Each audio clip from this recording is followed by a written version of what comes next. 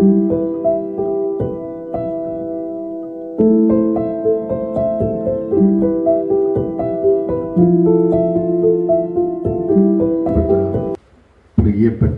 എൻ്റെ ഈ സഹോദരങ്ങൾക്ക് എല്ലാവർക്കും ആദ്യം നമസ്കാരം.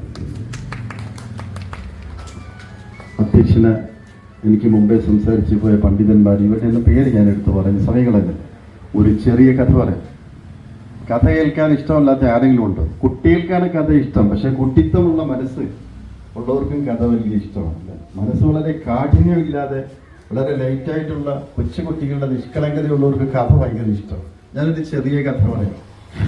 ഭഗവാന ബുദ്ധൻ, ശ്രീബുദ്ധന് ബോധോദയം കിട്ടിയതിന് ശേഷമുള്ള ശ്രീബുദ്ധൻ എല്ലാ സന്ധ്യാസമയത്തും ഒരു മരത്തിൻ്റെ ചുവട്ടിൽ ഇരുന്നിട്ട് ആത്മീയ പ്രഭാഷണങ്ങൾ, നല്ല നല്ല കാര്യങ്ങൾ ആൾക്കാർക്ക് പറഞ്ഞു കൊടുക്കുന്ന ഒരു സമ്പ്രദായം അന്നുണ്ടായിരുന്നു. ഈ സമയത്ത് തൊട്ടടുത്തുള്ള ഒരു വീട്ടിലെ ഒരു ചെറുപ്പക്കാരൻ പയ്യൻ ഇത് കേൾക്കാനായിട്ട് പോകും. ധാരാളം ആളുകൾ ശ്രീബുദ്ധൻ്റെ പ്രഭാഷണം കേൾക്കാനായിട്ട് വരും. അങ്ങനെ ഈ പയ്യനും കൂടി ഇത് കേൾക്കാൻ വരുമ്പോൾ ഈ പയ്യൻ്റെ അച്ഛൻ ഇത് ഇഷ്ടമല്ലായിരുന്നു. അല്ല, ഈ ചെറുപ്പക്കാരനാണ്, എന്തെങ്കിലുമൊക്കെ ജോലി ചെയ്ത് വീട് പുലർത്തണം, നീ എന്നെ സഹായിക്കാൻ ജോലിക്ക് പറഞ്ഞ ഇതൊക്കെ കേൾക്കാൻ പോയി നീ നിന്റെ ജീവിതം നഷ്ടപ്പെടുത്തരുത് എന്നൊക്കെ ഈ അച്ഛൻ ഈ കുട്ടിയോട് പറയുമ്പോഴും പിറ്റേന്നും വൈകുന്നേരം ആകുമ്പോൾ ഈ പയ്യനില്ല ബുദ്ധൻ്റെ പ്രഭാഷണം കേൾക്കാനായിട്ട് പോയി. അച്ഛന് വളരെയധികം കോപവും സങ്കടവും സഹിക്കാൻ കഴിയാതെ വന്നിട്ട് ഒരു ദിവസം ഈ അച്ഛൻ ഈ പയ്യൻ പോയപ്പോൾ എൻ്റെ പുറകിൽ അങ്ങോട്ട് പോയിട്ട് ഇതാരാ ഈ ആൾക്കാരെയൊക്കെ ഇത്ര മോശമാക്കാൻ ഈ ഇങ്ങനെ വിളിച്ച് കൂട്ടുന്നത് അറിയുന്നുണ്ട്. എൻ്റെ മോന് മോശമായിക്കൊണ്ടിരിക്കുകയാണെന്ന് തെറ്റിദ്ധരിക്കുകയാണ്. അവിടെ ചെന്ന് നോക്കിയപ്പോൾ ധാരാളം ആളുകൾ, അതിൻ്റെ നടുക്കൂടി ഒരു വഴിയുണ്ടെങ്കിൽ ആൾക്കാർക്ക് അങ്ങോട്ട് പോകാനായിട്ട്. അപ്പോഴാണ് ആ മരത്തിൻ്റെ ചുവട്ടിലിങ്ങനെ ബുദ്ധനിരുന്ന് സംസാരിക്കുന്നത്. ഈ അച്ഛനെന്ന് പറഞ്ഞ ആള് വളരെ രോഷാകുലനായിട്ട് കത്തിച്ചലിക്കുന്ന ഒരു പടക്കം പോലെ അങ്ങോട്ട് ചെന്നിട്ട് ശ്രീബുദ്ധന്റെ മുമ്പിൽ ചെന്ന് കാർക്കിച്ചൊരു തുപ്പ് മുഖത്താണ്. ഞാൻ ഈ സംസാരിക്കുന്ന ഞാൻ ഉൾപ്പെടെ ഈ ഇരിക്കുന്ന ആരെങ്കിലും മുഖത്താണ് ആ തുപ്പിയത്. ഈ സംസാരിക്കുന്ന ഞാൻ ഉൾപ്പെടെ ഈ ഇരിക്കുന്ന എന്നെ കേൾക്കുന്ന നിങ്ങളുടെ നമ്മുടെ ആരുടെയെങ്കിലും മുഖത്തൊരു വ്യക്തിയുണ്ട്, പരസ്യമായിട്ടോ രഹസ്യമായിട്ടോ കാർക്കിച്ചും തുപ്പിയാൽ മിനിമം എന്തെങ്കിലും ഒന്ന് പ്രതികരിക്കും. ശരിയല്ലേ?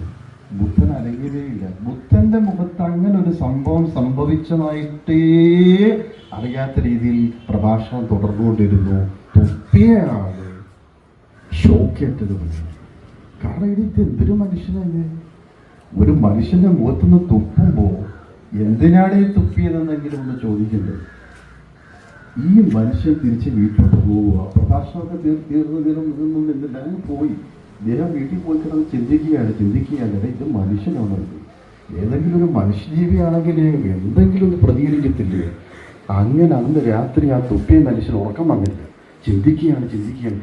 ആ മനുഷ്യൻ ഇന്നർ ട്രാൻസ്ഫോർമേഷൻ സംഭവിച്ചിട്ട് ഒരു വലിയ മാനസികാവസ്ഥയായിട്ട് ആ ആള് പരിണമിച്ചു എന്നാണ് പറഞ്ഞത്. ഒരു നിമിഷത്തെ ക്ഷമ കൊണ്ട്, ഒരു നിമിഷത്തെ സംയമനം കൊണ്ട്, ഒരു നിമിഷത്തെ ക്ഷമ കൊണ്ട് ഒരു മനുഷ്യൻ്റെ ജീവിതം മാറ്റിമറിക്കാമെങ്കിൽ ഇത്തരം നോമ്പുകളിൽ നമുക്കിന്ന് ക്ഷമയില്ലാതായിരിക്കുകയാണ്. ഒട്ടും ക്ഷമയില്ല. നമ്മൾ മറ്റൊരാളോട് കോപിക്കുമ്പോൾ സംഭവിക്കുന്ന സയൻസ് എന്താണെന്നറിയോ? അതിനകത്ത് സയൻറ്റിഫിക്കായിട്ട് കുറേ ചേഞ്ചസ് നമ്മുടെ ഉള്ളിലുണ്ടാവും. നമ്മൾ ഒരാളോട് കോപിക്കുമ്പോൾ, ഞാൻ നിങ്ങളോട് കോപിക്കുമ്പോൾ എൻ്റെ നെർവസ് സിസ്റ്റം മൊത്തം തകരുവാണ്. എൻ്റെ നെർവസ് സിസ്റ്റങ്ങളെല്ലാം തകർന്നിട്ട് ടോക്സിക് എന്ന് പറയുന്ന വിഷദ്രാവകം എൻ്റെ ശരീരവും മനസ്സും നിറയുകയാണ്. പിന്നെ ഞാൻ അങ്ങ് ഭ്രാന്തമായി പോവുകയാണ്. നോക്കൂ, you punish yourself for someone else mistake. മറ്റാരോ പറഞ്ഞ ഒരു തെറ്റിൻ്റെ പേരിലോ വാക്കിൻ്റെ പേരിലോ, ശരിയല്ലേ? മറ്റാരോ പറഞ്ഞ ഒരു വാക്കിൻ്റെ പേരിലോ തെറ്റിൻ്റെ പേരിലോ നമ്മൾ കോപിക്കുമ്പോൾ നമ്മുടെ നെർവസ് സിസ്റ്റമാണ് നമ്മളെ തന്നെ ശിക്ഷിക്കുകയാണ്. എൻ്റെ ഒരു സുഹൃത്തിനെ അടുത്ത സമയത്ത് ഒരു ഹോട്ടലിൽ വെച്ച് ഒരുപാട് കാലത്തിന് ശേഷം കാണാനിടയായി. എൻ്റെ ഒരു സുഹൃത്ത്. അപ്പം ഞങ്ങൾ ഒരേ ടേബിളിന് അപ്പുറം ഇരുന്ന് ഭക്ഷണം കഴിക്കുമ്പോൾ ഈ സുഹൃത്ത് എന്നോടൊരു കാര്യം പറഞ്ഞു.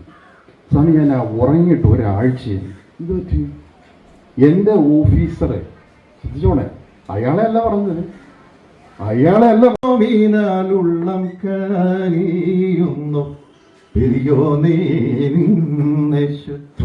ഓതുന്നു കനിവിൻ തുള്ളിക്കായെന്നും ഞാൻ കൈനീട്ടുന്നു എല്ലാം പാടത്തുള്ള അല്ലാഹുടയോനെ.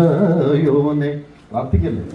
പ്രാർത്ഥന ഇതുപോലുള്ള തപസ്, പ്രത്യേകിച്ച് ഈ സമയത്തുള്ള എളുപ്പകാലത്താണ് നമ്മൾ എന്തെങ്കിലും ഒന്ന് കഴിച്ചിട്ടുണ്ട് അല്ലെ, അതൊരു തപസ്സാണ്. തപസ്സിന്റെ ആഫ്റ്റർ ഇഫക്റ്റ് എന്താണ്? സ്ഫുടതയാണ്, സംസ്കരണമാണ്. വേണ്ടാത്തതിനെയൊക്കെ ഉപേക്ഷിച്ചിട്ട് വേണ്ടുന്നതിനെ മാത്രം സസ്റ്റെയിൻ ചെയ്ത് നിലനിർത്തുന്നതാണ് സംസ്കാരം. ഒരു വ്യക്തിയുടെ വേണ്ടാത്ത ഭാഗങ്ങൾ മാറ്റിക്കളഞ്ഞിട്ട് അതിൻ്റെ വേണ്ടുന്നതായ സാത്വികമായ സ്നേഹം അവനിൽ ഉദിച്ചു ഉണരുകയാണ്. എന്തൊക്കെയോ നിഷേധ വികാരങ്ങൾ കൊണ്ട് മറഞ്ഞിരിക്കുന്ന ദിവ്യ സ്നേഹത്തെ, ഈശ്വര സ്നേഹത്തെ, പടച്ചോന്റെ സ്നേഹത്തെ, ദേഷ്യം, കോപം, അഹങ്കാരം, അസൂയ, അമിതമായ കാമാസക്തി, ഇത്തരം നെഗറ്റീവായിട്ടുള്ള വികാരങ്ങൾ കൊണ്ട് നമ്മുടെ സ്നേഹം മറഞ്ഞിരിക്കുന്നു. അതുകൊണ്ടാണ് നമുക്ക് മറ്റുള്ളവരെ കൊല്ലാൻ തോന്നുന്നതും മയക്കുമരുന്നിന് പോകുന്നതും. തൃപ്തനായിരിക്കുന്ന ഒരാൾ, സന്തോഷത്തിലിരിക്കുന്ന ഒരാൾ, സ്വയം സന്തോഷത്തിലിരിക്കുന്നയാൾ, മറ്റൊരു ഉപാധിയുടെ സഹായമില്ലാതെ എനിക്ക് സന്തോഷിക്കാൻ പറ്റും